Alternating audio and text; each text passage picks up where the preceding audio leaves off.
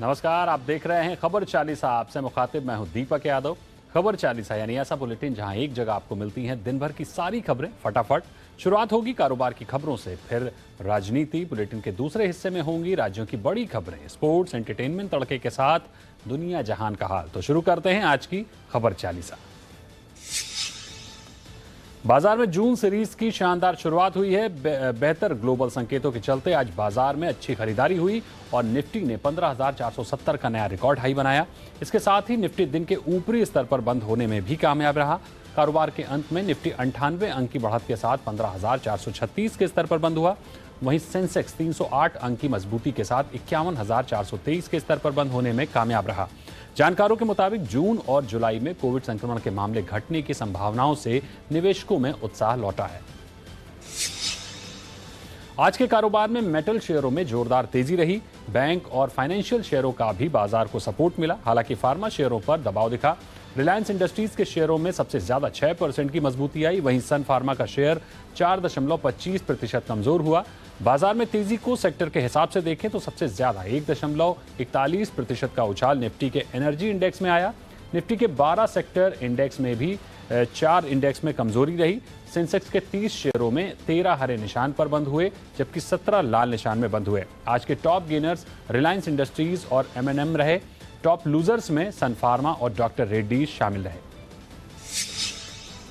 दिग्गज auto company Mahindra and Mahindra का जनवरी मार्च तिमाही में कुल मुनाफा 163 करोड़ रुपए रहा। इसी दौरान पिछले साल कंपनी को 3,255 करोड़ रुपए का घाटा हुआ था। मार्च तिमाही में सालाना आधार पर कंपनी की आय 9,005 करोड़ रुपए से बढ़कर 13,338 करोड़ रुपए रही। कंपनी ने 8 रुपए 75 पैसे प्रति शेयर डिविडेंड का ऐलान भी किया है। कंपनी को 840 करोड़ रुपए का एकमुश्त घाटा हुआ है।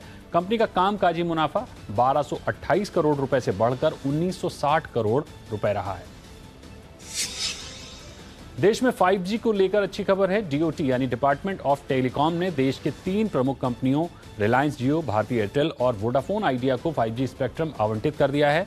स्पेक्ट्रम आवंटन के साथ ही देश में 5G ट्रायल का रास्ता साफ हो गया है। सूत्रों से की माने तो न्यूज एजेंसी PTI ने बताया कि DOT ने टेलीकॉम कंपनियों को 700 मेगाहर्ट्ज, 3.5 गीगाहर्ट्ज और 26 गीगाहर्ट्ज बैंड के स्पेक्ट्रम का आवंटन किया है। ये 5G ट्रायल एयरवेव्स 6 महीने के लिए आवंटित की गई है। टेलीकॉम कंपनियों को शहरी क्षेत्र के साथ ग्रामीण और सेमी अर्बन क्षेत्रों में भी ट्रायल करना होगा। सूत्रों के मुताबिक पंजाब, हरियाणा और केंद्र शासित प्रदेश चंडीगढ़ में ट्रायल के लिए स्पेक्ट्रम आवंटित नहीं किया गया है। Tata group of big basket के बीच डील पूरी हो गई है। न्यूज एजेंसी रॉयटर्स के मुताबिक ये डील करीब 9,500 करोड़ रुपए में हुई है। इसी साल मार्च में डील को देश की एंट्री ट्रस्ट बॉडी ने इस डील को मंजूरी दी थी। रिपोर्ट के मुताबिक टाटा ग्रुप में बिग बास्केट में चाइनीज निवेशक अलीबाबा की हिस्सेदारी खरीदी है। इस डील के साथ ही अब टाटा ग्रुप अमेजॉन, फ्लिपकार्ट और जियो मार्ट के साथ रेस में शामिल हो गई है। टाटा डिजिटल ने बिग बास्केट की यह हिस्सेदारी खरीदी है, जो टाटा सन्स की एक कंपनी है। फिनटेक यूनिकॉर्न जेरोधा ने रेगुलेटरी फाइलिंग में बताया कि कंपनी के फाउंडर नितिन कामत और निखिल कामत की सालाना सैलरी 100 करोड़ रुपए होगी। कंपनी के बोर्ड ने निखिल और नितिन कामत को 100 करोड़ रुपए तक की सालाना सैलरी को मंजूरी देते हुए एक विशेष प्रस्ताव पारित किया है। इतना ही वेतन नितिन की पत्नी सीमा पाटिल का भी होगा, जो हाल ही में होल टाइम डायरेक्टर बनी है। इस हिसाब से तीनों की बेसिक सैलरी 4 करोड़ 17 लाख रुपए प्रति माह होगी और इतने ही इंसेंटिव और भत्ते होंगे। रिपोर्ट में कहा गया है कि वो देश के स्टार्टअप इकोसिस्टम में सबसे ज्यादा सैलरी पाने वाले को फाउंडर और डायरेक्टर बन गए। सिविल एविएशन रेगुलेटर DGCA ने इंटरनेशनल कमर्शियल फ्लाइट पर जारी पाबंदी को बढ़ाने का फैसला किया है। अब 30 जून तक भारत से और भारत के लिए इंटरनेशनल फ्लाइट की सेवा बंद रहेगी। हालांकि इंटरनेशनल कार्गो प्लेन को इसके दायरे से बाहर रखा गया है। एयर बबल के तहत जिन देशों के लिए हवाई सेवा को खोला गया है, उस पर भी इस आदेश का कोई असर नहीं होगा। इससे पहले शेड्यूल इंटरनेशनल फ्लाइट सर्विस को 31 मई तक सस्पेंड करने का फैसला लिया गया था। वंदे भारत मिशन और ट्रेवल बबल के अंतर्गत जारी विमान सेवा पर इसका कोई असर नहीं होगा और यह हवाई सेवा जारी रहेगी। कोरोना के इलाज से जुड़े इंश्योरेंस क्लेम का औसतन 60 से 65% का ही भुगतान हो रहा है। इस पर केंद्र सरकार ने चिंता जाहिर की है। वित्त मंत्रालय से जुड़े अधिकारियों ने इंश्योरेंस कंपनियों और हॉस्पिटल्स के साथ आकर कोविड ट्रीटमेंट की सही दरें तय करने का सुझाव दिया है। केंद्र सरकार का मानना है कि पर्याप्त इंश्योरेंस कवरेज होने के बावजूद पॉलिसी होल्डर्स को अपनी जेब से बड़ा हिस्सा चुकाना सही नहीं है। इससे पहले केंद्र सरकार और इंश्योरेंस रेगुलेटर IRDAI कंपनियों को हेल्थ इंश्योरेंस प्रीमियम में बढ़ोतरी नहीं करने का निर्देश दे चुके हैं। कोरोना के चलते लगाई गई पाबंदियों से मई में नेशनल हाईवेज पर टोल कलेक्शन पिछले महीने की तुलना में 25 से 30% तक कम हो सकता है। रेटिंग एजेंसी ICRA ने अपना ये बयान जारी किया है। अप्रैल में भी उनके पिछले महीने मार्च की तुलना में 10% कम टोल कलेक्शन हुआ था। इकरा के मुताबिक मई के तीसरे हफ्ते में कोरोना केसेस में गिरावट आई है, जिसके बाद धीरे धीरे लॉकडाउन पाबंदियों में ढील दे सकते हैं। ऐसे में इकरा का अनुमान है कि जून में टोल कलेक्शन में बढ़ोतरी हो सकती है। 2019-20 में नेशनल हाईवेज पर 26,851 करोड़ रुपए का टोल कलेक्शन हुआ था, जबकि एक साल पहले सिर्फ 24,396 करोड़ टोल कलेक्शन हुआ था। मौसम विभाग ने कहा है कि दक्षिण पश्चिम मानसून बंगाल की खाड़ी के ज्यादातर हिस्सों में आगे बढ़ गया है और 31 मई के आसपास केरल में इसके पहुंचने की संभावना है। IMD ने कहा है कि 31 मई को केरल में मानसून के आने के लिए स्थितियां अनुकूल हो सकती हैं। हाल ही में अरब सागर के साथ साथ बंगाल की खाड़ी में 2 हफ्ते में चक्रवात ने काफी कहर बरपाया है। इन 2 चक्रवात के कारण देश के कई हिस्सों में भारी बारिश और तूफान के चलते काफी नुकसान भी हुआ है। IMD के अनुसार केरल में मानसून की शुरुआत की सामान्य तारीख 1 जून है, लेकिन यास ने अरब सागर के ऊपर मानसून के प्रवाह को आगे बढ़ाने में मदद की है। ये जून से सितंबर तक 4 महीने की बारिश के मौसम की शुरुआत का भी प्रतीक है। IMD ने इस साल सामान्य मानसून की भविष्यवाणी की है। पश्चिम बंगाल की मुख्यमंत्री ममता बनर्जी और राज्य के मुख्य सचिव एक ही परिसर में होने के बावजूद प्रधानमंत्री मोदी के साथ चक्रवात यास से हुए नुकसान की समीक्षा बैठक में करीब 30 मिनट की देरी से पहुंचे। समाचार एजेंसी ANI ने सूत्रों के हवाले से बताया कि समीक्षा बैठक में पहुंचते ही ममता बनर्जी ने नुकसान से संबंधित कागजात सौंपे और वो वहां से चली गईं। उधर राज्य के राज्यपाल जगदीप धनखड़ ने कहा कि PM मोदी की समीक्षा बैठक में मुख्यमंत्री और अधिकारियों का शामिल होना राज्य के लोगों के हित में है। उन्होंने कहा कि टकराव का रुख राज्य या लोकतंत्र के हित में नहीं है। PM मोदी ने आज चक्रवात यास से प्रभावित ओडिशा और पश्चिम बंगाल का दौरा किया और राहत पैकेज की घोषणा की। प्रधानमंत्री कार्यालय के मुताबिक ओडिशा को तत्काल प्रभाव से 500 करोड़ रुपए दिए जाएंगे। पश्चिम बंगाल और झारखंड को मिलाकर नुकसान के हिसाब से बाकी 500 करोड़ रुपए दिए जाएंगे। PMO ने कहा है कि नुकसान का आकलन करने के लिए केंद्रीय टीम राज्यों का दौरा करेंगी। आकलन के आधार पर आगे की सहायता दी जाएगी। PM ने ओडिशा, पश्चिम बंगाल और झारखंड को आश्वासन दिया है कि केंद्र इस कठिन समय में राज्य सरकारों के साथ मिलकर काम करेगा। PM मोदी ने चक्रवात से जान गंवाने वाले परिवार को 2-2 लाख रुपए और गंभीर रूप से घायलों को 50,000 रुपए देने की घोषणा की है। केंद्रीय मंत्री प्रकाश जावड़ेकर ने कोविड संकट और वैक्सीनेशन को लेकर बड़ा बयान दिया है। प्रेस कॉन्फ्रेंस में राहुल गांधी के आरोपों का जवाब देते हुए जावड़ेकर ने कहा कि वो देश की जनता का अपमान कर रहे हैं। इसके साथ साथ प्रकाश जावड़ेकर ने यह भी कहा कि इस साल के अंत यानी दिसंबर तक भारत में टीकाकरण की कवायद पूरी हो जाएगी। जावड़ेकर ने कहा कि स्वास्थ्य मंत्रालय ने 216 करोड़ डोज के उत्पादन का रोड मैप पेश किया है। उन्होंने बताया कि देश में 20 करोड़ से ज्यादा वैक्सीन लग चुकी हैं। उन्होंने दावा किया है कि टीका बना रही कंपनियां उत्पादन को बढ़ाने की हर संभव कोशिश में लगी हैं और इनसे जल्द ही निजात पा ली जाएगी। ये नौटंकी शब्द का उपयोग करते हैं ऐसे प्रयासों का, ये देश का और जनता का अपमान है। पत्रकार वार्ता में स्वास्थ्य विभाग ने दिसंबर तक 216 करोड़ डोसेस यानी 108 करोड़ लोगों का वैक्सीनेशन कैसे होगा, इसका पूरा खाका दिया है। कांग्रेस नेता राहुल गांधी ने कोरोना को लेकर एक बार फिर केंद्र पर निशाना साधा है। एक प्रेस कॉन्फ्रेंस में राहुल गांधी ने कहा कि कोरोना को लेकर हमने और कई लोगों ने सरकार को चेतावनी दी, लेकिन तब उन्होंने हमारा मजाक उड़ाया था। उन्होंने कहा कि कोरोना सिर्फ एक बीमारी नहीं है, बल्कि वो लगातार बदलती हुई बीमारी है। राहुल गांधी ने कहा कि सरकार ने अब तक सिर्फ 3% आबादी को पूरी तरह वैक्सीनेट किया है, जबकि अमेरिका ने आधी आबादी को वैक्सीन लगा दी है। राहुल गांधी ने कहा कि सरकार को यह समझना चाहिए कि विपक्ष उनका दुश्मन नहीं है, बल्कि विपक्ष उन्हें रास्ता दिखा रहा है। वैक्सीनेशन की प्रिपरेशन आपने पिछले साल शुरू कर देनी थी। मैंने कहा था, मैंने ट्वीट किया आपको, प्रधानमंत्री को, कि प्लीज वैक्सीनेशन स्ट्रेटेजी इज की, बिकॉज दैट इज द उसी से रोका जा सकता है। आपके लोगों ने मजाक उड़ा दिया। हिंदुस्तान के 3% को आपने वैक्सीन दी, मतलब 97% लोग को कोरोना पकड़ सकता है। मध्य प्रदेश के पूर्व मुख्यमंत्री और कांग्रेस के वरिष्ठ नेता कमलनाथ ने कहा है कि भारत महान नहीं, भारत बदनाम है। कोरोना संक्रमण से जुड़े के मुद्दे पर केंद्र सरकार की आलोचना करते हुए उन्होंने कहा कि सब देशों ने रोक लगाई है और भारत के लोग नहीं आ सकते। विश्व में भारत की छवि को लेकर पूछे गए एक सवाल का जवाब देते हुए कमलनाथ ने कहा कि भारत की छवि इतनी बिगड़ी हुई है कि वो भारत महान नहीं, भारत बदनाम कहेंगे। आपको बता दें कि हाल ही में बीजेपी ने कोविड महामारी को लेकर कमलनाथ के खिलाफ लोगों में भय फैलाने के आरोप में पुलिस में प्राथमिकी दर्ज कराई है। देश में कोरोना संक्रमितों की संख्या तेजी से कम हो रही है। बीते 24 घंटे में 1,86,000 मरीजों की कोरोना रिपोर्ट पॉजिटिव आई है, जो 44 दिनों के बाद कोरोना वायरस के सबसे कम नए मामले हैं। इस दौरान 3,660 लोगों की वायरस से मौत हुई है। राहत की बात यह है कि 24 घंटे में 2,59,000 से ज्यादा लोग वायरस से ठीक भी हुए हैं। फिलहाल देश में कोरोना के एक्टिव केसों की संख्या 24 लाख से नीचे आ चुकी है। 28 राज्यों और केंद्र शासित प्रदेशों में नए मरीजों से रिकवर होने वालों की संख्या ज्यादा रही है। सिर्फ तमिलनाडु, मणिपुर, मेघालय, अरुणाचल प्रदेश, नागालैंड, लद्दाख और मिजोरम में ही ठीक होने वालों की संख्या नए मरीजों से कम रही है।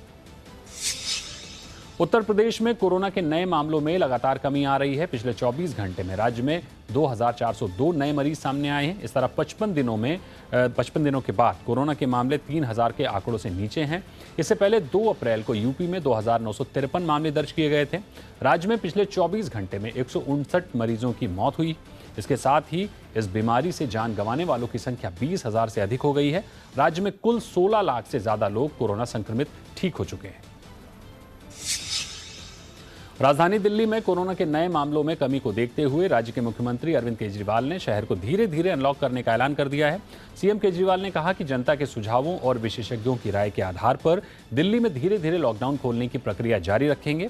केजरीवाल ने बताया कि सोमवार से इंडस्ट्रियल एरिया में फैक्ट्री के अंदर मैन्युफैक्चरिंग और प्रोडक्शन यूनिट को चलाने की इजाजत होगी। साथ ही मजदूरों को कंस्ट्रक्शन एक्टिविटी के लिए काम करने की इजाजत होगी। सोमवार को सुबह 5 बजे तक ये वाला लॉकडाउन है। आज एलजी साहब की अध्यक्षता में डीडीएमए की मीटिंग हुई, दिल्ली डिज़ास्टर मैनेजमेंट अथॉरिटी की, और उसमें कुछ निर्णय लिए गए हैं लॉकडाउन खोलने के लिए। तो सबसे पहली चीज़ तो ये कि अब धीरे धीरे लॉकडाउन खोलने की प्रक्रिया चालू कर रहे हैं। दिल्ली के बाद अब राजस्थान, मध्य प्रदेश, छत्तीसगढ़ और उत्तर प्रदेश में लॉकडाउन खत्म करने की कवायद शुरू हो गई है। छत्तीसगढ़ के कई जिलों में अनलॉक की शुरुआत हो चुकी है। 1 जून से मध्य प्रदेश और उत्तर प्रदेश में अनलॉक की शुरुआत होगी। ज्यादातर राज्य धीरे धीरे अनलॉक की प्रक्रिया को आगे बढ़ाएंगे। पहले फेज में किराना, फल और सब्जी जैसे जरूरी सामानों की दुकानों को खोला जा सकता है। राजस्थान सरकार ने 1 जून से अनलॉक की शुरुआत करने की योजना बनाई है। इसे मिनी अनलॉक नाम दिया गया है। भोपाल, इंदौर सहित पूरे मध्य प्रदेश में 1 जून से सैलून, किराना दुकानों के साथ ही फल और सब्जियों की दुकानों को छूट दी जा सकती है। कोरोना के इलाज के लिए बनाई गई डीआरडीओ की 2DG दवा की कीमत तय हो गई है। इसका उत्पादन कर रही डॉक्टर रेड्डीज ने बताया है कि 2DG के एक पाउच की कीमत 990 रुपए रखी गई है। केंद्र और राज्य सरकारों के साथ ही सरकारी अस्पतालों को इसकी खरीद पर छूट दी जाएगी।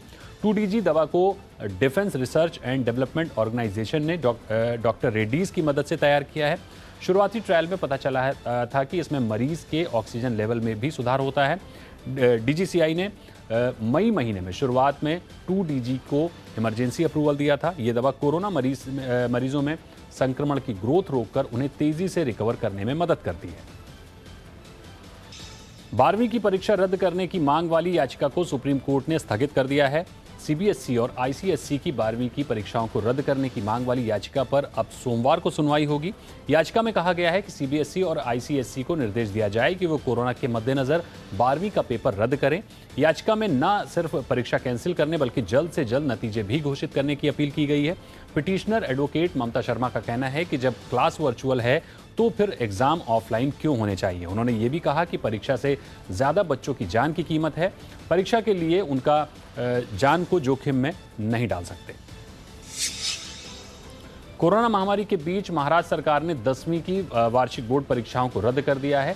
इसके साथ ही शिक्षा विभाग ने कोरोना महामारी के शिकार हुए लोगों के बच्चों को आर्थिक सहायता देने का भी ऐलान किया है। कोविड-19 के कारण जान गंवाने वालों के बच्चों को उच्च माध्यमिक स्तर तक की पढ़ाई के दौरान महाराष्ट्र शिक्षा विभाग की ओर से वित्तीय सहायता दी जाएगी। महाराष्ट्र की स्कूल शिक्षा मंत्री वर्षा गायकवाड़ ने कहा कि 10वीं के लिए बोर्ड परीक्षा परिणाम कक्षा 9वीं और 10वीं के आंतरिक अंक पर आधारित होगा। उन्होंने बताया कि जून अंत तक रिजल्ट घोषित करेंगे। जो अपने रिजल्ट से संतुष्ट नहीं होंगे वो बाद में सीईटी परीक्षा के लिए लिख सकते हैं। नारदा स्टिंग टेप मामले में कलकत्ता हाईकोर्ट ने तृणमूल कांग्रेस के चारों नेताओं को अंतरिम जमानत दे दी है। चारों नेताओं को 2 लाख रुपए के निजी बॉन्ड पर जमानत दी गई है। साथ ही कोर्ट ने कहा है कि वो जांच में एजेंसी का सहयोग करेंगे। नारदा मामले पर वो कोई प्रेस कॉन्फ्रेंस नहीं करेंगे। आपको बता दें कि इस मामले में सीबीआई ने 17 मई की सुबह पश्चिम बंगाल सरकार के 2 वरिष्ठ मंत्रियों, एक विधायक और कोलकाता के पूर्व मेयर को गिरफ्तार किया था। बाद में चारों नेताओं की जमानत याचिका पर सुनवाई के लिए कलकत्ता हाईकोर्ट ने 5 जजों की बेंच बनाई। इसी बेंच ने चारों टीएमसी नेताओं को जमानत दे दी है। अभी मदन मित्रा का सरकारी अस्पताल में इलाज चल रहा है, जबकि बाकी 3 नेता घर आ गए हैं।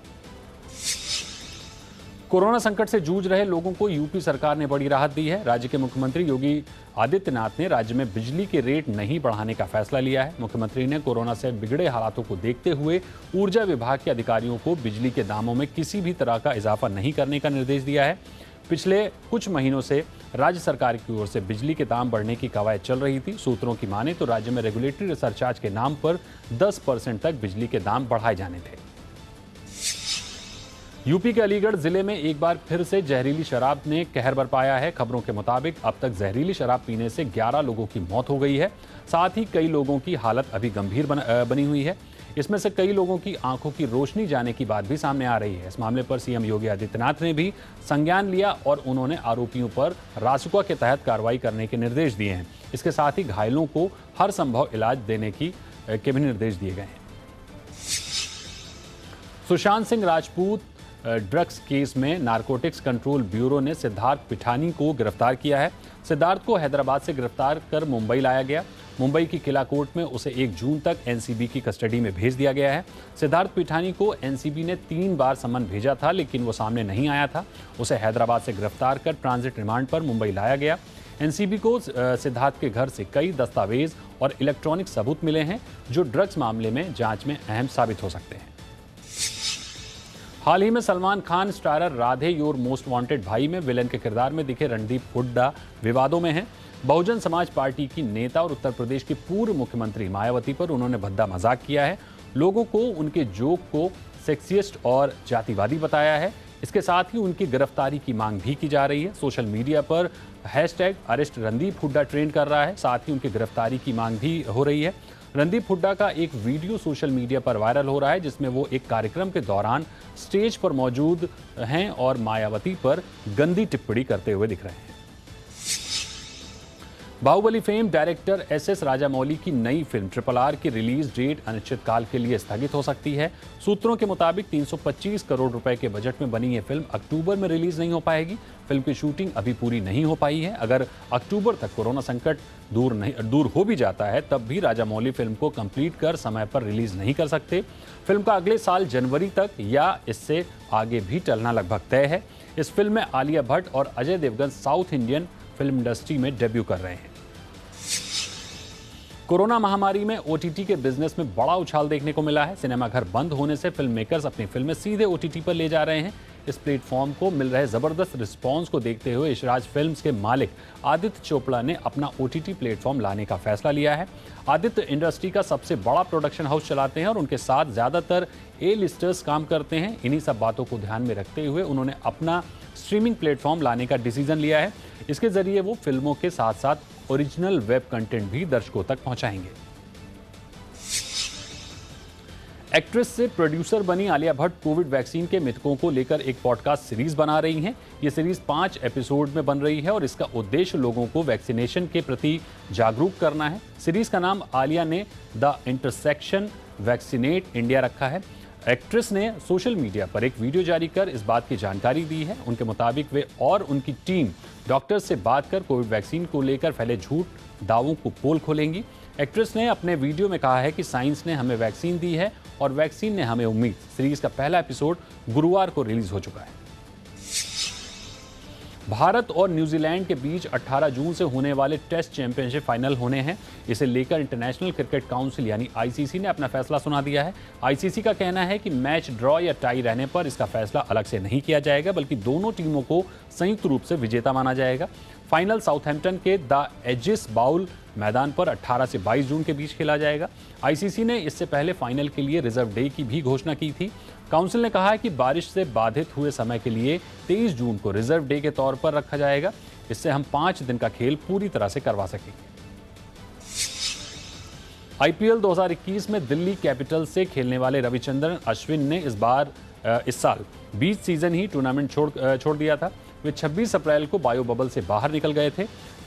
अब टूर्नामेंट सस्पेंड होने के 24 दिन बाद उन्होंने इस फैसले को लेकर बयान जारी किया है। अश्विन ने कहा है कि टूर्नामेंट के दौरान उनके परिवार के ज़्यादातर सदस्य कोरोना संक्रमित हो चुके थे।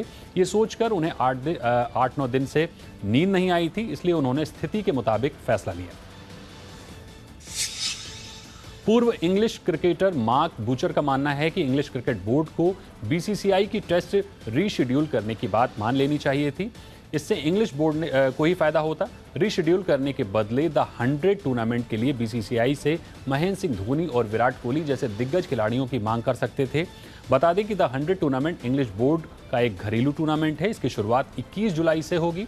दरअसल मीडिया रिपोर्ट्स में बताया गया था कि इंग्लैंड के खिलाफ 5 मैचों की टेस्ट सीरीज के प्लान में कुछ बदलाव किए जा सकते हैं। इंग्लैंड टूर पर जाने वाली भारतीय महिला क्रिकेट टीम ने वैक्सीन की पहली डोज लगवा ली है। गुरुवार को टेस्ट, वनडे और T20 सीरीज के लिए चुनी गई 21 खिलाड़ियों को टीके लगा दिए गए हैं। वहीं भारतीय क्रिकेट कंट्रोल बोर्ड बीसीसीआई अब इनके दूसरे डोज की व्यवस्था इंग्लैंड में ही कर रहा है। बोर्ड ने इसके लिए यूके हेल्थ डिपार्टमेंट से बात कर ली है। महिला टीम के साथ साथ पुरुष टीम भी 2 जून को इंग्लैंड के लिए रवाना होगी। फिलहाल दोनों टीमों के खिलाड़ी मुंबई में क्वारंटाइन में हैं। दुनिया के नंबर 1 टेनिस प्लेयर नोवाक जोकोविच ने कहा है कि वो टोक्यो ओलंपिक्स में खेलने को लेकर अपनी शर्त रखेंगे। उन्होंने कहा है कि वे ओलंपिक में तभी हिस्सा लेंगे जब उनके दर्शकों को एंट्री की परमिशन दी जाएगी। इंटरनेशनल ओलंपिक कमेटी और टूर्नामेंट ऑर्गेनाइजर्स ने हाल ही में कहा था कि ये ओलंपिक बंद स्टेडियम में खेला जाएगा, जबकि स्थानीय लोग और डॉक्टर्स इसे रद्द करने की मांग कर रहे हैं। ओलंपिक 23 जुलाई से 8 अगस्त तक आयोजित होगा। इसके बाद 24 अगस्त से पैरा ओलंपिक गेम्स की शुरुआत होगी। भारत के विदेश मंत्री एस जयशंकर अमेरिका दौरा पर हैं। गुरुवार में उन्होंने यहां बिजनेस कम्युनिटी लीडर्स से मुलाकात की। इस मौके पर जयशंकर ने कहा, कोविड महामारी से निपटने के लिए भारत और अमेरिका के बीच मजबूत साझेदारी की बहुत ज़रूरत है। इस दौरान जयशंकर ने अमेरिकी कॉरपोरेट सेक्टर के लीडर्स को बताया कि भारत की फिलहाल प्राथमिकताएं क्या हैं और उसे किन चीज़ों की ज़्यादा ज़रूरत है। जयशंकर बाइडेन एडमिनिस्ट्रेशन के टॉप मिनिस्टर्स से मुलाकात भी करेंगे। अमेरिका में कैलिफोर्निया स्थित रेल यार्ड में बुधवार देर रात शूटिंग में 8 लोग मारे गए थे। इनमें भारतीय मूल के 36 वर्षीय तपतेज दीप सिंह भी हैं। वे पंजाब के तरन तारण के रहने वाले थे। परिवार में माता पिता, पत्नी और 2 बच्चे भी हैं। हमले में बचे लोगों ने बताया कि तपतेज ने अपने साथी कर्मचारियों को बचाने की कोशिश में जान गंवा दी। सैन फ्रांसिस्को बे एरिया के सिख समुदाय ने उन्हें मदद करने और ख्याल रखने वाला व्यक्ति बताया। हमले के दौरान एक महिला को बचाते हुए तपतेज की गोली लगने से मौत हो गई। ब्रिटेन की नौसेना ने पहली महिला रियर एडमिरल के नाम की घोषणा कर दी है। नौसेना की 500 साल की सेवा में पहली बार किसी महिला का रियर एडमिरल बनाया गया है। अब कोमोडोर जूड टीरी, जो 47 साल की हैं, इस पद पर होंगी। जूड अगस्त 2022 से यह पद संभालेंगी। यह पद आर्मी के मेजर जनरल और एयरफोर्स के वाइस मार्शल के बराबर है। ब्रिटेन में आर्मी और एयरफोर्स में पहले से ही इन पदों पर महिलाएं हैं।